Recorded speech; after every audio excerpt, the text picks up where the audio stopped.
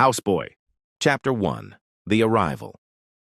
It was a breezy Saturday afternoon in Ikoyi when Obina arrived. The gates to the Obilo residence parted silently as the houseboy stepped into the compound, clutching his small bag tightly to his chest. The gateman, Musa, eyed him cautiously. The boy was small, maybe 16, with thin shoulders and intense dark eyes that seemed too quiet for his age. Mrs. Ifeoma Obilo came out to meet him. She was in a peach-colored boo-boo, her makeup flawless even at home. "Obina, Abi?" she asked, scanning him from head to toe. "Yes, Ma," the boy said softly, not raising his head. She nodded. "You're younger than I expected. Anyway, come inside. Charles is waiting." The boy walked in silently, his slippers barely making a sound on the polished floor. Inside, the duplex was pristine, smelling of lemon-scented disinfectant and imported candles. Charles Obilo, a stocky man in his late 40s, sat in the living room with a glass of whiskey. He looked up and gave a grunt. "So this is the houseboy, eh?" "Yes, sir," Obina replied. "From the village?" "Yes, sir." "Your people know you're here?" "Yes, sir." "Good. If you behave, we'll treat you well. If you misbehave—" He trailed off, sipping his whiskey. "You'll know." Obina nodded solemnly. Later that evening, Ifeoma gave him a small room in the boys' quarters. She showed him the kitchen, how to clean the marble floors, and how to make her husband's coffee with 1 sugar cube and no milk. "I don't like repeating myself," she warned. "We had a girl before you. She stole my necklace and ran. If you try rubbish, you'll regret coming to Lagos." Obina simply bowed his head. That night, as the couple slept, their 1-year-old daughter Zara cried uncontrollably. No matter what Ifeoma did, bottle, lullaby, back-patting, the child screamed. "It's the weather," Charles muttered sleepily. "She'll calm down." But she didn't. She only stopped crying when Obina stepped outside to get water. The child stared into the hallway, eyes wide, before slowly quieting into silence. Ode to behaviors. It didn't take long for Obina to settle into a routine. He cleaned the floors, swept the compound, washed clothes, and served food exactly on time. Not once did he complain. Ifeoma was impressed. "He works like a machine," she told Charles over breakfast. "I didn't even hear him open his door this morning." Charles shrugged. "These village boys, they know suffering. Give him food and a mattress, and they'll work like mules." But something about the boy still made Charles uneasy. One night, around 2:45 a.m., Musa the gateman was taking a leak behind the security post when he heard chanting. Soft at first, like someone whispering. He froze, ears straining. The voice became louder, clearer, a strange dialect, rapid and hypnotic. It came from the backyard near the banana trees. Curious, Musa tiptoed to the corner of the building. There, beneath the moonlight, was Obina, shirtless, kneeling, and speaking into the dirt with his eyes closed. Musa didn't understand the language, but he knew it wasn't Igbo, or Hausa, or Yoruba. It sounded old, almost demonic. The boy suddenly stopped and turned his head slightly as if sensing someone nearby. Musa ducked and held his breath. After a few moments, he peeked again, but the boy was gone. The next morning, Musa told Charles what he saw. "You must have been dreaming," Charles said, brushing him off. "I swear, Oga, he was praying, but not to God." Charles laughed dryly. "You've been drinking Ogagoro again." But later that night, Charles watched Obina from his upstairs window. At exactly 3 a.m., the boy's door creaked open. Obina stepped out, barefoot, and disappeared into the dark side of the compound. Charles didn't sleep that night. The following week, Zara fell sick. It began with mild fever, then full-body rashes and seizures. Doctors ran tests, but everything came back inconclusive. "This isn't medical," Ifeoma whispered, eyes red from crying. "Something is wrong in this house." "You're being paranoid," Charles snapped, though his own hands trembled. That night, Ifeoma insisted they pray together. Charles wasn't a prayerful man, but he agreed. As they knelt beside their daughter's crib, Obina walked past the door. Zara's eyes fluttered open. She screamed. Her body convulsed. The light bulb above them flickered and burst. They rushed her to the hospital. Ifeoma began keeping her distance from the houseboy. She no longer smiled when she saw him. She locked her bedroom door at night. She sprinkled holy water in the living room. Charles called the agency that sent them Obina. A woman answered. "Yes, I remember that boy," she said cautiously. "But we only sent him because the village chief insisted. Said the family owed a debt to the Obelos. But I suggest you take care." "What do you mean?" "I can't say more. Just be careful." Before Charles could press further, the line went dead. That night, the power in the estate went out, just their compound. The inverter, the generator, nothing worked. Charles checked the garage. Fuel was full. The fuse box, intact. He returned to the bedroom, sweating. This doesn't make sense. Then came the whispering. It started faint, like the rustling of dry leaves, but grew louder. It came from Zara's room. Charles grabbed a bat and approached cautiously. He swung the door open. Nothing. Just a cold breeze and the soft, rhythmic thumping of Obina's bare feet outside the window as he walked silently in circles under the moon. The first disappearance. The estate was known for its calm, tall gates, uniformed guards, barking dogs, high walls, and neighbors who mostly kept to themselves. It was the kind of place where people rarely talked, but nothing ever went missing. Until that Tuesday. The morning was unusually quiet. No birds chirped. No drivers washed cars. Musa sat on his stool with a stick of cigarette in his hand, half lit, watching the long stretch of road outside the gate. By 9 a.m., the estate WhatsApp group exploded. "Mrs. Adigbite, please, has anyone seen my son, Talu? He didn't come into our room last night. Mr. Soyinka, how old is he? Mrs. Adigbite, 6, we thought he was asleep in his room. Mrs. Obello Ifemo. Oh my God, are you serious? What happened? Mrs. Adigbite, he's nowhere. We've searched the whole compound. Security can't explain."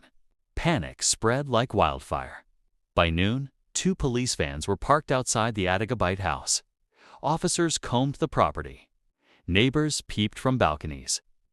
Ifema stood by her window, clutching Zara, who was still feverish and now unusually silent. Charles paced the sitting room. "You think it's kidnapping?" he asked. "I don't know," Ifema said, her voice dry. "But something is not right on this street." Musa approached the house with worry etched on his face. "Oka, madam," he whispered. "They are checking all CCTV footage from last night." Charles frowned. "Check ours too. Let's be safe." They did. The footage showed nothing unusual. The timestamp showed everything fine until 2:57 a.m., when the screen went blank, just static. Then, at 4:06 a.m., the feed resumed. "I thought you charged the inverter," Charles barked. "I did, sir," Musa insisted. "Inverter full, generator fuel full." But somehow, the power just died. Later that evening, 2 officers knocked on the Obelo's door. "Sorry to disturb, sir," one said. "We're asking each house if they heard or saw anything last night." "No," Charles replied. "But our CCTV had issues between 3 and 4 a.m. Power cut." The second officer raised a brow. "That's the same time Talu disappeared." As they walked away, Charles closed the door and turned to Ifema. "That boy," he whispered, "Obina. What about him?" The first disappearance. The estate was known for its calm, tall gates, uniformed guards, barking dogs, high walls, and neighbors who mostly kept to themselves. It was the kind of place where people rarely talked, but nothing ever went missing. Until that Tuesday. The morning was unusually quiet. No birds chirped. No drivers washed cars. Musa sat on his stool with a stick of cigarette in his hand, half lit, watching the long stretch of road outside the gate. By 9 a.m., the estate WhatsApp group exploded. "Mrs. Adigbite, please, Has anyone seen my son, Talu? He didn't come into our room last night. Mr. Soyinka. How old is he? Mrs. Adigbite. 6. We thought he was asleep in his room. Mrs. Obello Ifamo. Oh my God, are you serious? What happened? Mrs. Adigbite. He's nowhere. We've searched the whole compound. Security can't explain. Panic spread like wildfire. By noon, 2 police vans were parked outside the Adigbite house. Officers combed the property. Neighbors peeped from balconies. Ifama stood by her window, clutching Zara, who was still feverish and now unusually silent. Charles paced the sitting room. You think it's kidnapping? He asked. I don't know, Ifama said, her voice dry. But something is not right on this street. Musa approached the house with worry etched on his face. Oka, madam, he whispered. They are checking all CCTV footage from last night. Charles frowned. Check ours too. Let's be safe. They did. The footage showed nothing unusual. The timestamp showed everything fine until 2:57 a.m., when the screen went blank, just static. Then, at 4:06 a.m., the feed resumed. I thought you charged the inverter, Charles barked. I did, sir, Musa insisted. Inverter full, generator fuel full. But somehow, the power just died. Later that evening, 2 officers knocked on the Obello's door. Sorry to disturb, sir, one said.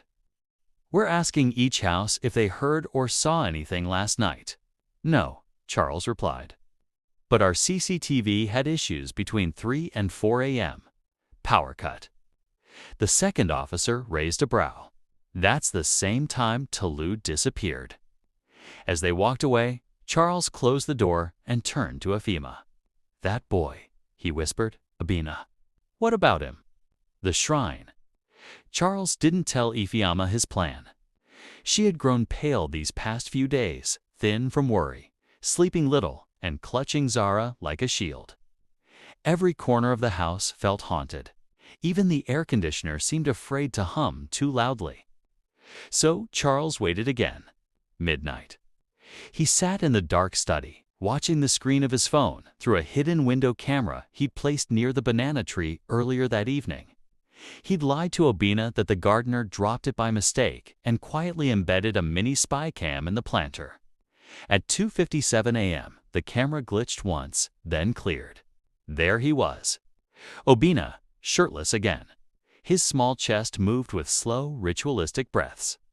In his hand, the cloth bundle again. This time, he unwrapped it carefully and laid its contents beneath the tree, tiny white bones.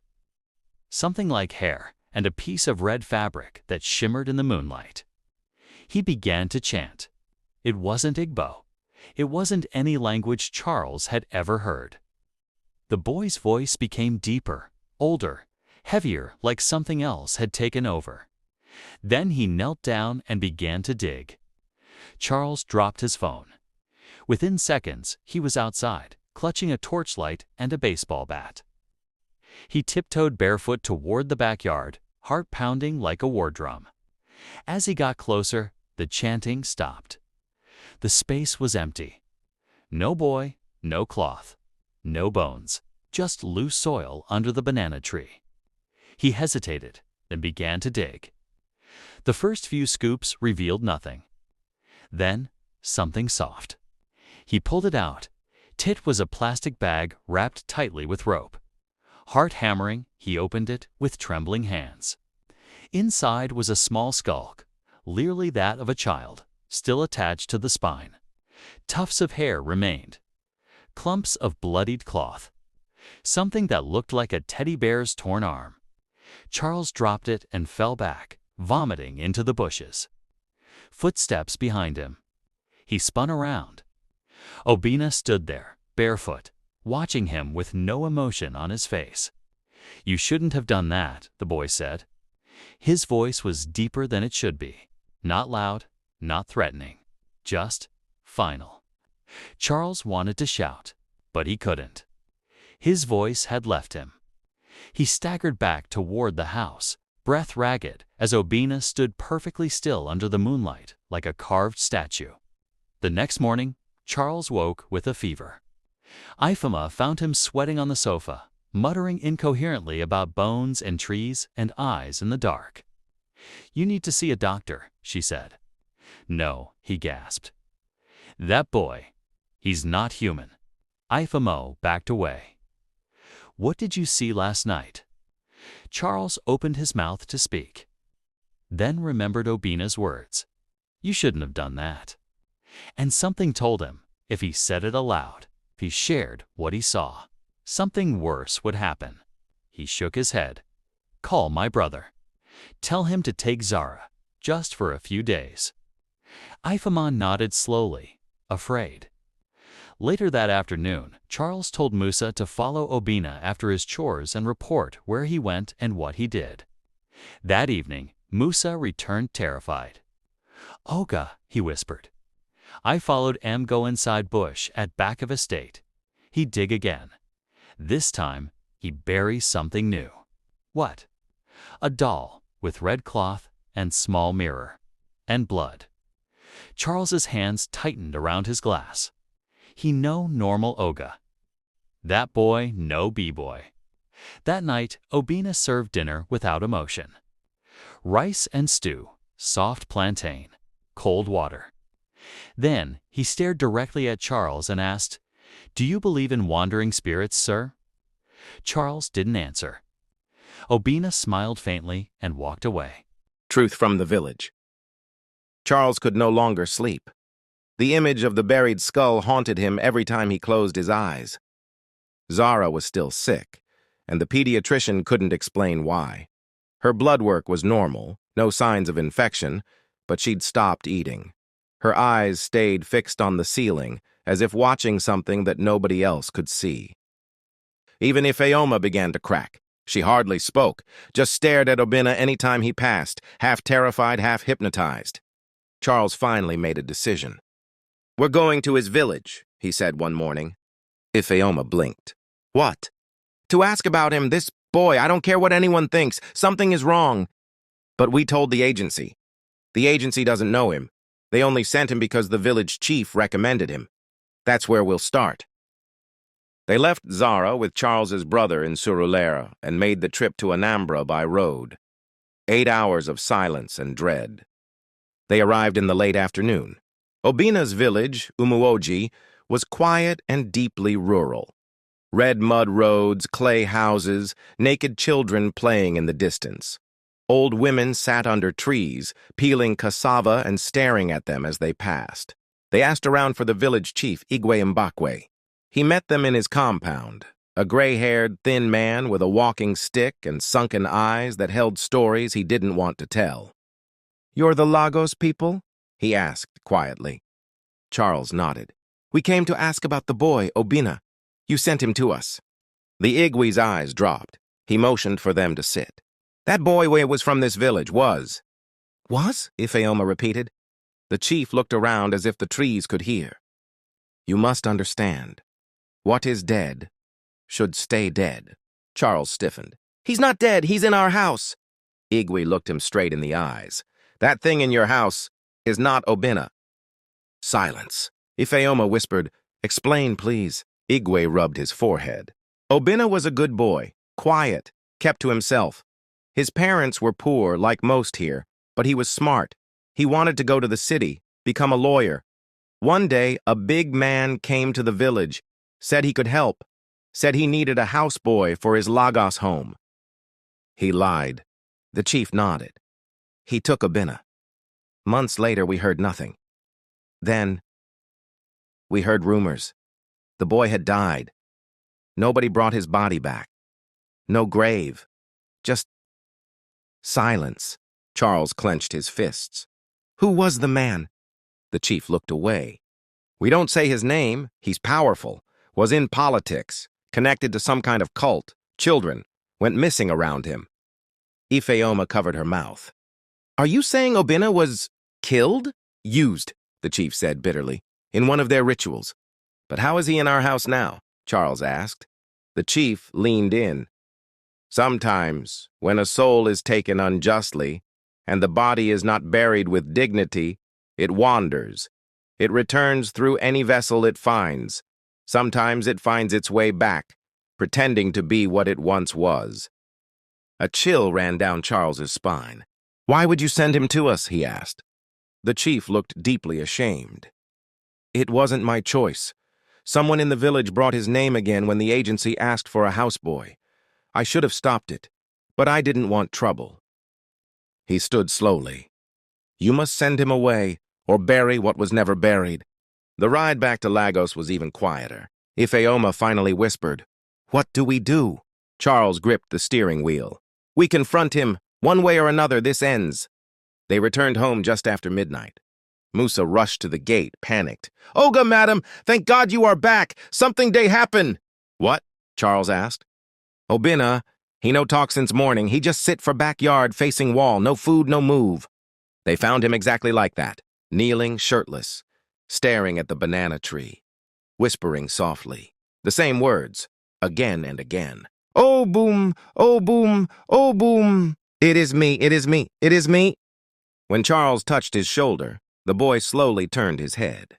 His eyes were black, completely black. Charles fell backward. Obinna stood. "You went to my village," he said, voice ancient. "You shouldn't have." The possession. Obinna stood there, barefoot in the dirt, shirtless under the moon, his body trembling but his voice steady, unnaturally calm. "You went to my village," he said again slowly. "You shouldn't have." Charles gripped the wooden bat in his hand, but it felt useless, like a stick of chalk in the presence of lightning. "What are you?" he managed to ask. The boy smiled faintly. "I am what was left behind, the pain, the vengeance, the soul that wasn't given rest." He began to walk toward them, slowly. Each footstep seemed to echo louder than it should. Ifeoma clutched Charles's arm. "We buried nothing," Obinna continued, "but I remained. And when the door opened, I came back. I waited. For him. But now I see. You found me first."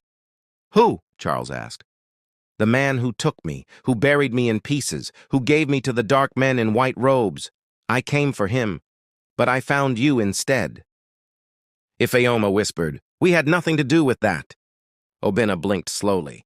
"But you dug up the bones. You called my name. You woke the memory." The boy's eyes rolled back into his head. He let out a gasp and collapsed onto the ground, completely unconscious. They carried him inside. He was burning up, fever beyond normal. His skin was hot to the touch, his lips cracked. He shook violently in his sleep, muttering in an unknown tongue. They placed him in the small guest room and locked the door. "Call a priest," Ifeoma whispered. "I'll call Father Silvanus." Charles stepped outside to make the call. Before the line connected, he heard a crash inside. He rushed back in. The guest room door was wide open. Obinna was gone. They searched the house in a panic. Nothing. Then Zara screamed from upstairs. Charles and Ifeoma bolted up the stairs 2 steps at a time. They found her standing in her crib, eyes wide with terror, pointing toward the ceiling fan. Obinna was standing on the ceiling, his feet upside down like a spider, hands outstretched, eyes wide and black, staring directly at the baby. "Jesus!" Charles shouted. The boy hissed and fell from the ceiling, but didn't land. He seemed to vanish in midair, disappearing just before he hit the floor. The baby collapsed in tears. The priest came at dawn. Father Silvanus was an old man, tough-skinned and rosary-wrapped. He didn't flinch when Charles told him what happened. He didn't even ask many questions. Instead, he walked straight into the house and began to pray. He sprinkled holy water on every doorpost, every bed, every window. He moved to the banana tree, stared at it for a long time, and said, "This is where it opened." "What opened?" Ifeoma asked. "The door between the dead and the living." He turned to Charles. "You must bury the bones you found, properly, with prayer and fasting, or the soul will never leave." "What about Obinna?" "He's not here anymore, not fully. What you have is a vessel. The soul is angry, broken, but it can still be set free, if done right." Charles and Musa went to the backyard that evening and dug up the remains again. This time, they placed it in a small coffin Father Silvanus brought with him. They poured anointing oil. They read psalms. They fasted. They buried the boy again, properly. That night, Obinna returned. He stood quietly in the living room, face pale, eyes empty. Charles watched him from a distance. "Are you still him?" he asked. The boy didn't speak. He looked around, at the photos, at the couch, at Zara's toys on the floor. Then he turned to the front door, opened it, and stepped out. And just like that, he walked away, into the darkness. No luggage, no goodbye. Just the sound of his bare feet against the tiled steps. They never saw him again. 2 weeks passed. Zara began to recover. Her fever disappeared. Her eyes sparkled again. She laughed for the first time in months.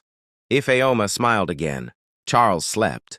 But sometimes, at 2:57 a.m., the lights in the house would flicker, and a soft whisper could be heard from the banana tree. "Oh, boom! It is me." The return. 6 months had passed. The Obilos never hired another houseboy. Zara was thriving again. Chubby cheeks, energetic laughter, even walking. Ifeoma had returned to work and Charles was more involved with his daughter than ever. They never spoke of Obinna out loud. It was a quiet agreement. What happened would stay buried, like the bones. Father Silvanus had returned once more to bless the house and planted a wooden cross at the foot of the banana tree. Since then, nothing had moved. No whispers, no footsteps in the dark, no black eyes in the hallway. But Charles never relaxed fully, not completely, and he never removed the camera from the backyard, just in case. It was on a rainy Tuesday night in early September that the signs returned. It began with Zara. She woke up screaming, pointing at the corner of her room. Charles ran in and found her huddled in a corner, eyes wide with terror. She wouldn't speak, only whispered, "He came back." "Who, baby?" he asked, pulling her close. "The boy with no eyes." That night the banana tree moved. Not swayed, not rustled. It twisted, ever so slightly, its shadow bending unnaturally in the lightning flashes. Charles checked the camera feed. At 2:57 a.m., the image glitched. For a single second, Obinna stood in the frame. Then he was gone. The next morning, Charles dug again. There was nothing in the earth. No bones, no coffin. Just a hollow hole, empty and cold. He called Father Silvanus in a panic. The priest was quiet on the line. "This spirit," he said, "it may have been buried. But the anger, the pain, if it was fed too long, it can become something else." "Like what?" Charles asked. "A shadow, a watcher, something that follows you, or the child." That week Zara began drawing again. She scribbled odd shapes, black figures, a boy with a hole where his face should be. One night she drew a picture of the family, herself, Charles, Ifeoma. And standing beside them, holding her hand, was Obinna. She had written in crooked crayon letters, "My brother came back, he's inside the wall now." Charles called an old friend in Benin City, a man who specialized in spiritual cleanings. The man arrived days later with beads, cowries, herbs, and incense. He walked through the house slowly. When he reached Zara's room, he stood still for a long time. Then he said, "There's a mirror here that never breaks." Charles frowned. "What?" The man turned to him. "Do you have a mirror that was here before Obinna arrived?" "Yes, the long antique one in the hallway." "Break it." Charles hesitated. "Why?" "Because he's inside it, watching. Mirrors are doors when a soul has no flesh." They broke the mirror that night. It didn't shatter easily. It took 3 heavy strikes before it cracked, then bled. Not glass, blood. Thick, dark, real. It ran down the wall and soaked into the floorboards. Zara slept soundly that night for the first time in days. But the haunting didn't stop. It moved. Small things first, missing keys, open doors, cold air in the bathroom. Then Musa vanished. Left in the afternoon for the market. Never came back. His phone was found in the banana tree planter. Then the dog next door was found strangled with rosary beads. The final blow came when Ifeoma began to hear whispers. Not in the house, from inside her. She stood in the kitchen one night, holding a knife and sobbing. Charles found her staring at her reflection in the window. "He's not gone," she whispered. He said he's waiting. He said he wants our daughter. Charles snapped. He drove to Father Sylvanus that same night. The priest came carrying oil, incense, and a small wooden box. Inside was a bone. Not from Obina, but from the skull of another child taken in the same ritual ring years ago. A sacred relic, he said. Bury this where the mirror was, the priest instructed. This bone was properly laid to rest. It may seal the crack. They buried the bone. That night, they burned every photo that had Obina in it. Every page, every image, every drawing. They painted Zara's room white. They removed the banana tree entirely. For weeks, the house was silent. Until one night, Charles walked past Zara's room and saw the light was still on. She was sitting up in bed, smiling. "Daddy," she whispered. "He said thank you." Charles blinked. "Who?" She turned and pointed to the wall. "The boy." Charles stepped into the room, trembling. "What did he say?" Zara smiled wider. "He said he's free now." She lay back and closed her eyes. And from outside, in the dead of night, the wind finally blew peacefully through the empty backyard. No chanting, no shadows, just silence, real silence. Epilogue. A year later, they sold the house, moved to a smaller place on the island. No trees, no mirrors, only light. They never hired another house help again. Sometimes Charles dreams of a boy standing under a banana tree, whispering in the dark. But when he wakes, there's nothing there. Only the sound of his daughter laughing in the next room. And that is enough. The end. Thank you for watching. Don't forget to like and subscribe.